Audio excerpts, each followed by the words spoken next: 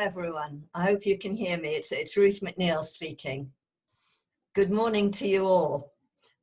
Thanks for joining us today, and we hope you enjoy this first in our series of 3 talks by 3 artists who've been chosen to be artists in residence at the Heath Robinson Museum. They've been an enormous asset, brought art to life for us and allowed them to showcase some of their work. It was advantageous on both sides.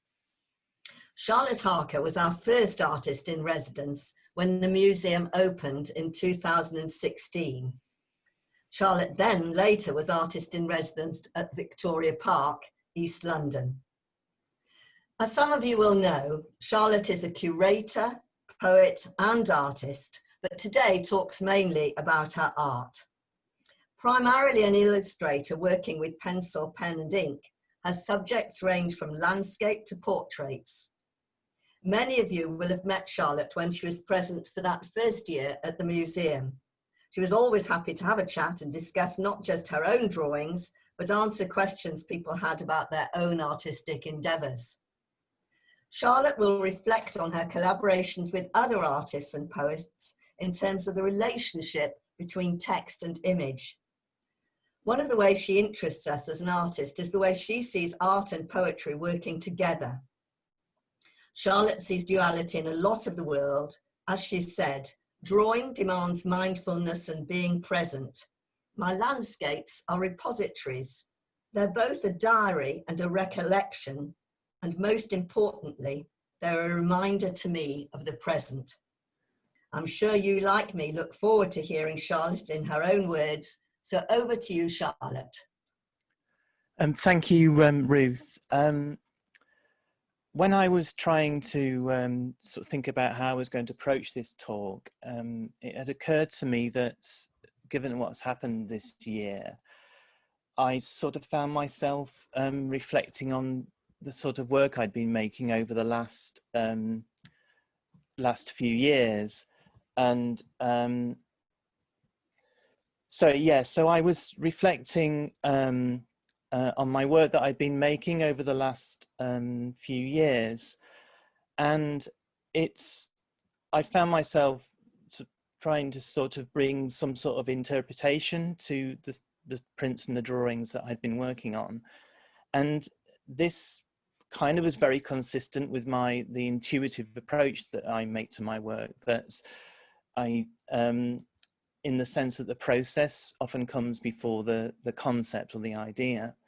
So what I'm going to do this morning is talk in 3 parts, really. The first part is where I'll talk a little bit about my landscapes and the townscapes and buildings I draw, and try and bring some sort of parallel or interpretation in terms of my own particular narrative.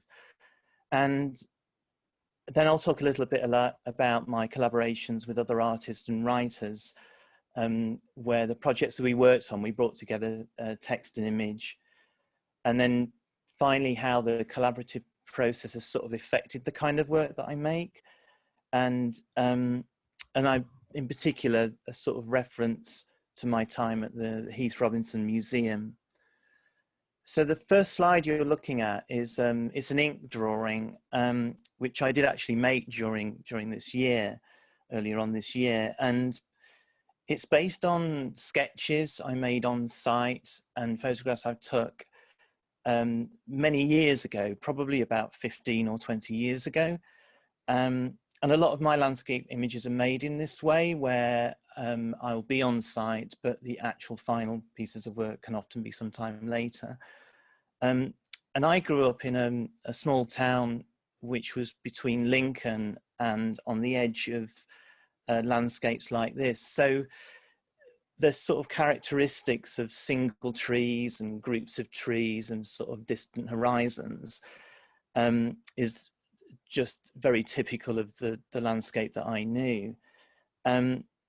And when I sort of looked at this drawing, and it sort of occurred to me that a lot of my drawings of landscapes sort of have variations of this motif. They sort of, and they could be in completely different locations, but there might be certain elements that keep occurring in them. So the ones I'm flicking through here, they there are different locations. I mean, this one is in Croatia, and that's on in Nottinghamshire. And so they were sort of a bit like, it occurred to me, they were sort of a little bit like indicators of that landscape that was really my first experience of landscape, and it kept reoccurring in different kinds of forms. And another element that's is repeated quite a lot in my work, or reoccurs, it's kind of what I'm drawn to, are the isolated buildings in landscape settings. And again, the Lincolnshire landscape, it was often these distant views. It could have been a barn or just a building in just an isolated circumstances. And so these are really reoccurring motifs that sort of either very consciously or more subliminally take me back to my earliest experience of landscape in Lincolnshire. So they've got this really self-reflective element to them, and they contain these indicators. But at the same time, it's when I do the drawings, they are you know, a particular record of this one specific view, a particular location and a particular point in time. So my process is really a sort of this convergence between the past and the present. So, you know, these isolated buildings, I mean, this one is actually in County Kerry in rural Ireland. So when I left Lincolnshire, I moved to Sheffield, and I lived there for a few years before I came down to London. And on occasion, these sort of these structures, these high-rise buildings or residential blocks, they do often occur in my work as well. And this one is actually a drawing of an apartment block in the centre of Paris. And I made this drawing a few years after I'd went to visit a friend who was working there. But it's sort of this structure, this slightly brutalist looking structure that is very reminiscent of what is my enduring memory of being in Sheffield. But another element of this particular drawing is, which I'd like to just briefly mention now, which I'll talk a bit later on, is the content in terms of the actual marks that I use. So in this drawing, it's sort of reduced down to two, which is the line and these dense buildup of marks, one describing the architecture and the other describing the natural forms. And this contrast really interests me, but also it's sort of takes on this rather fragmented abstract shape as well. And it's also another example of another theme in my work, which is to do with the way in which nature and the built environment intersect. In terms of my drawings of buildings, there's this other theme, this other strand that's been going through my work a lot. And I've lived in Pinner for a long time, and over the recent years, I just started to, I guess, revisit this place that I thought I knew quite well. And every time, you know, you go through the drawing process, you think it's a really familiar, and it constantly brings up resonances or surprises. And in drawing these particular buildings, I mentioned earlier that I grew up in a town next to Lincoln, and it was on a housing estate, and this particular architecture that I found in various parts of Pinner really reminds me of that. And it's a sort of intimate relationship with my surroundings. And the other thing that kind of really appealed to me about a lot of this, again, this intersection between nature and the man-made, but also the sort of manicured side to it as well, which I just found quite interesting. So what I sort of want to try and draw together in terms of those ideas is that a lot of these viewpoints I've shown you, they are particular viewpoints, a particular point in time. So I don't invent anything. It's drawn from this archive that I have. And I've experienced that place, and I've stood in that place and seen that view. And but at the same time, it recognizes that memory is filtered and drawing has this incredibly transformative process. But it also is when I'm recalling the past and all the associations that come with that at that time in that process of drawing. But at the same time, drawing constantly brings you back to the present moment and the present point in your life. So it's a kind of, to me, an interesting dialogue between those different elements. And the other thing about my landscapes is that there aren't any people in them. There's no activity, there's just nothing going on. And I suppose that is largely this conscious choice that I must have been trying to express something else in this, another element in this work. And I think it has a number of things going on there because of that. First of all, there isn't any distracting narrative. It's my personal recollection of this place. But at the same time, it allows the viewer to come in as well and bring their own connections and to bring their own, perhaps something that they might connect with some element of the drawing that might remind them of a certain place or connect with their own recollections and their own narratives. So there's this sort of duality between something being very specific and something being quite open, so they can take on their own life through that kind of interpretation. And it also recognizes that, you know, I think we'd all agree that our sense and experience of place and our memory of place does have quite a profound effect on us. And also in a lot of my drawings, it sort of draws the viewer into sort of incidental detail as well. So in this particular townscape, it was something about, like, for example, the wires which stretch through the drawing that I just found quite an interesting aspect to it. So it could be the position of a window, or it could be like on the left-hand side of the wall coming really near. So these are all things that I sort of reflect on as well.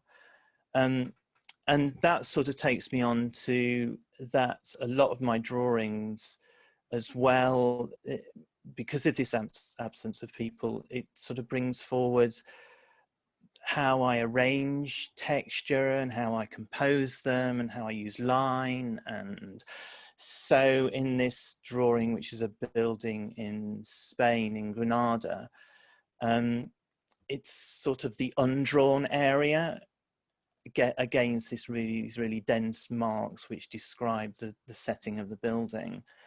And in particular, a lot of those marks which you see in that drawing, I mean, I do a lot of tree drawings as well, and a lot of those marks kind of came from when I looked at a lot of Japanese and Chinese graphic art and woodblock printing and screen printing, so it's kind of reminiscent partly of that. And with this drawing, again, this is also in Granada in southern Spain, it's this sort of tonal variation describing the wall and the side of this building. And the other element, this sense of the absence of people, I'm sort of trying to draw attention that, you know, atmospheres obviously have, the landscapes obviously have atmospheres. They have a, you know, when we're in a place, it makes you feel a certain way. And I think there are a couple of things going on here, and particularly what's quite interesting in this drawing, this is actually the remains of a 17th century cottage, which was in a really remote area of Ireland where I spent a month-long retreat. And it's sort of so infused with the sense of there was activity here. This was a particular village that I understand had been abandoned in hundreds of years ago. And so you sort of get that sense of that previous activity, which adds to this, how you sort of feel and respond to a space. But also it's a sense of perhaps stillness and quietness, which perhaps, and that could even go back to my experience of the Lincolnshire landscape, that it's a sort of, perhaps it's a desire looking for that quiet and still space. So that's some examples of my landscape drawings and prints, which sort of cover these elements about how we see landscape in many different ways, and how it has this sort of time element to it as well. So what I'd like to talk about next is my collaborations and this sort of exploration of the way text and image relate to each other. And what I'm showing you here is a page from a book of a project called Nowheres, which was when I worked with this poet. I sent her a lot of my drawings of suburban buildings, of semi-industrial locations and rural locations and ancient ruins. And in each particular case, I didn't give her any information, any background about that image, because I wanted her to respond to it and bring her own vision to it. So I put this image up because it's more to do with the way that it's laid out. And that when we decided to choose the landscape format for the book, but also have the image on one page and the text on another, partly to give them both space, because this kind of relationship, and when we worked on the project, we sort of felt that the text was not there to simply describe the image. It was our own particular vision, so you could see each and read each independently of the other, and it still has layers of meaning, but at the same time we are aware by putting them together that they are there's a sort of responsiveness going on at the same time, hence laying the book out in this particular way. And also, you know, in the way we went through the process, that I was really looking for the poet to bring her own vision as well, and that sort of contrasts with these next few images I'm going to show you. So this was when I was doing my residency at Victoria Park in Hackney. I worked with an artist who worked a lot with text and objects, and what was really, and wordplay, and what was quite interesting is that when we started the project, we sort of decided, you know, we weren't going to sort of explore the history of the park. It's, you know, Victoria Park in East London is a very politically and socially, and it's quite an interesting park for those reasons. And there are lots of monuments to its history, but which is, you know, many people have written about that. And so we wanted to sort of look at the incidental, look at the, you know, what appears to be the mundane or overlooked, and sort of just explore that and scrutinize that. And then by using text and using the image, so my drawings and the artist I work with, her words, bringing those together. And in terms of this relationship between text and image, you can see in these that they rely on each other for it to work, that they are dependent on each other, to give this sort of layered meaning about, and the wordplay, and, you know, hopefully the drollness of it sometimes. And as you can see, it's just any incidental little piece of detail. And again, I think for me particularly, it sort of brings out this idea of how drawing can be incredibly transformative, the process of it. No matter what it is, there's just something about the process of drawing that sort of can sometimes kind of elevate things in such a strange way. So particularly like this one, because we walked like every square inch of that park, and in one corner there was these bits of abandoned playground equipment, and they just looked so odd and so like, what on earth is that? And how, so they'd been left there, and the park staff told us they've just been sort of left there in the corner of the park. And so again, taking it out of context, it takes on these rather unusual meanings. So particularly with my residency in Hackney, obviously I found myself in a new place and an unfamiliar place, and working with an artist, and we knew that with another artist, and we knew that we kind of wanted it to sort of evolve and be organic and develop, and it developed in this particular way. And so that obviously, as you can see, started, and then I started making drawings that I may well you know, never have or made. So this brings me on to when I was at the Heath Robinson Museum, and again, I felt that this was also a very collaborative project. That you know, I was getting used to a new space, and it was the early days of the museum, and when I went there, I kind of knew that I was interested in the way Heath Robinson drew, and I liked his, his draftsmanship. But obviously, embarking on something like this, it's, you don't exactly know where the work is going to go, where the ideas are going to sort of develop, which is, as I mentioned earlier, it's more about this sort of process and investigating through drawing and working on developing. That it just occurred to me one day in the early stages of how, as we know, how populated Heath Robinson's drawings are, how there's just so much happening in them, and how they're really theatrical. And just even scrutinizing little areas in the drawings, it's just the content, it's dense content if you really look at them. And I love the theatre side of it, and that's where a lot of the and the expressions of the figures, and this is where a lot of the humour and drollness comes out of it as well, if you really look at them.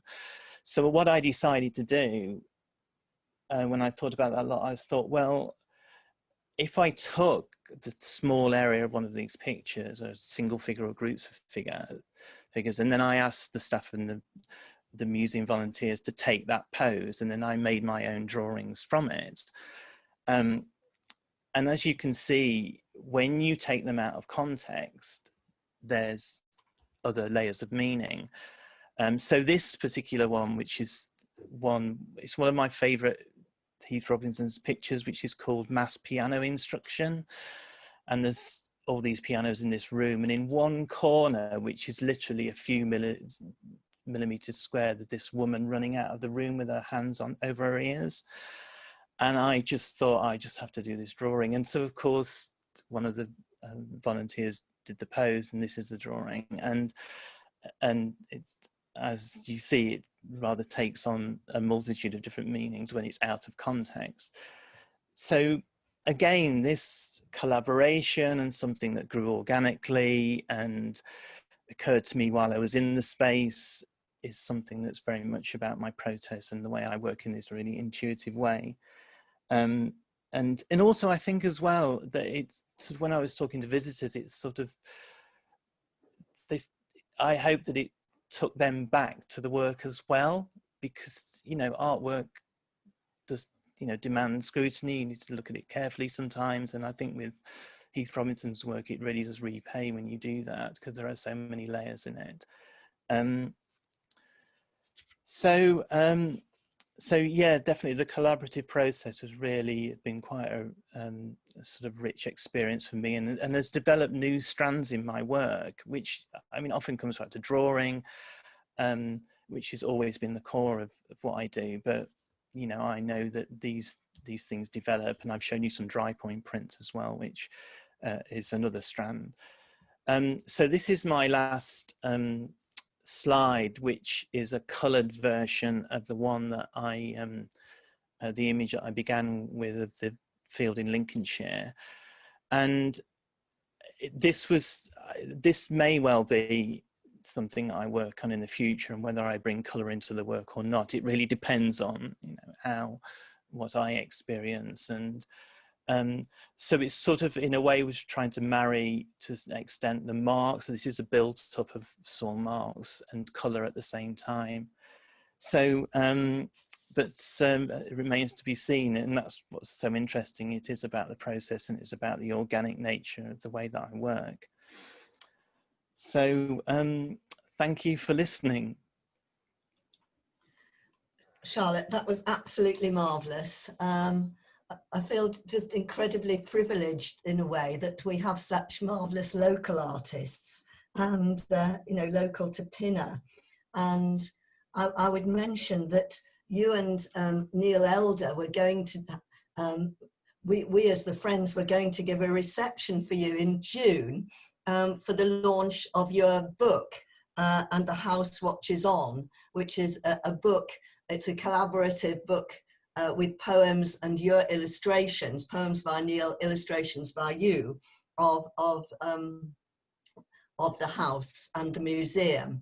And I would recommend it as a Christmas present for anyone. If you haven't seen the book, you can get it from Brooks, and it's a lovely book, particularly for those of us who live in Pinner. The other thing I would mention is that I know, Charlotte, you're going to have a website of your work where you show your prints and people can buy them, and that's coming out mid-November. We will notify the friends of this when it's available, because I'm sure, having seen some of your pictures, people like me might be well interested in acquiring one or two for themselves.